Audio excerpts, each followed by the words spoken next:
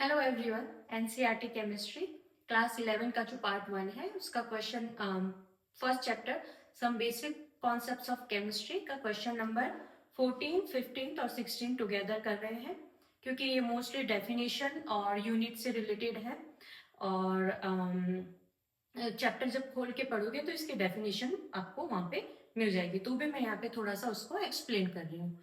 Question number 14 है मास जो है उसका एसआई यूनिट क्या है और उसकी डेफिनेशन क्या है। तो मास का यूनिट तो बहुत ही इजी हो गया। मास का यूनिट होता है किलोग्राम और मास को डिफाइन कैसे करते हैं? Mass of a substance is the amount of matter present in it. देखो, मास और वेट में डिफरेंस होता है, राइट। मास जो होता है वो कांस्टेंट होता है, किसी भी चीज को ले लो उसका मास कांस्टेंट होगा। बट अगर वेट की बात करते हैं तो उसमें 9.8 को मल्टीप्लाई करते हैं ग्रेविटेशनल फैक्टर को मल्टीप्लाई करके और फिर वो वेट बनता है। तो यहाँ पे जो क्वेश्चन नंबर 14 है वो मास के बारे में है।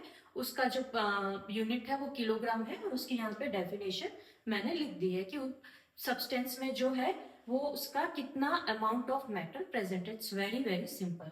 क्वेश्चन नंबर 15 में जाएंगे। यहाँ पे प्रीफिक्स और उसका जो मल्टीपल्स है वो लिखे हुए हैं और उसको मिक्स मैच करना है कि कौन सा कहाँ पे जाता है। तो जो फेम्टो है वो उसको 10⁻⁻15 होता है। जो गीगा है वो है 10⁹ ठीक है। और जो मेगा है दैट इज 10⁶ और जो डेका है दैट इज नॉर्मल 10 और जो माइक्रो है दैट इज 10⁻⁻6। सो ये भी पूरा की पूरा चार्ट आपके चैप्टर में दिया हुआ है। उसको आप उसको अगेन एंड अगेन लिख लिख के या दिमाग में कुछ भी ट्रिक बना के उसको आप याद कर सकते हैं, ठीक है। तो ये भी डायरेक्ट बुक से उठाया हुआ क्वेश्चन है। और लास्ट क्वेश्चन है यहाँ पे question number 16, meaning of significant figures in chemistry. So significant figure का पूरा की पूरा अपना एक टॉपिक है, ठीक है। और उसके डेफिनेशन पूछिए इस क्वेश्चन में, और कुछ भी नहीं है।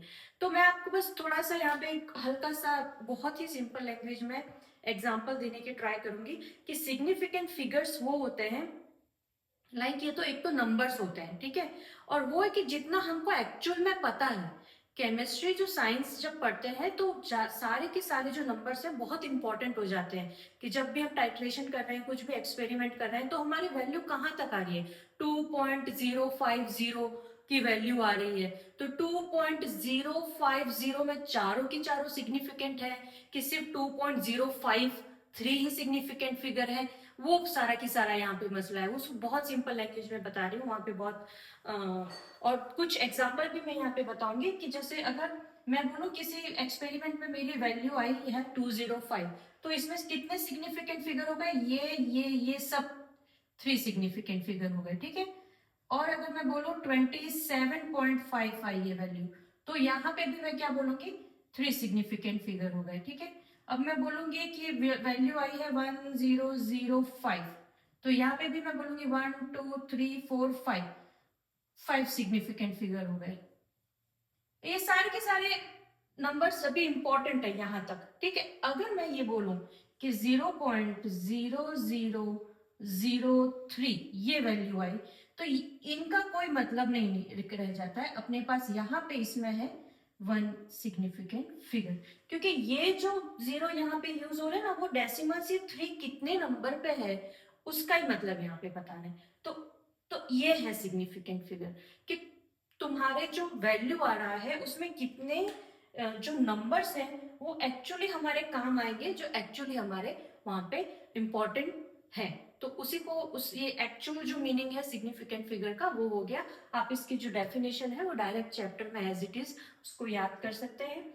ये भी पूरा के पूरा चार्ट दिया हुआ है और ये भी बहुत ही इजी क्वेश्चन है, इसलिए तीनों क्वेश्चन यहाँ पे साथ में लिख दिए हैं। Thank you.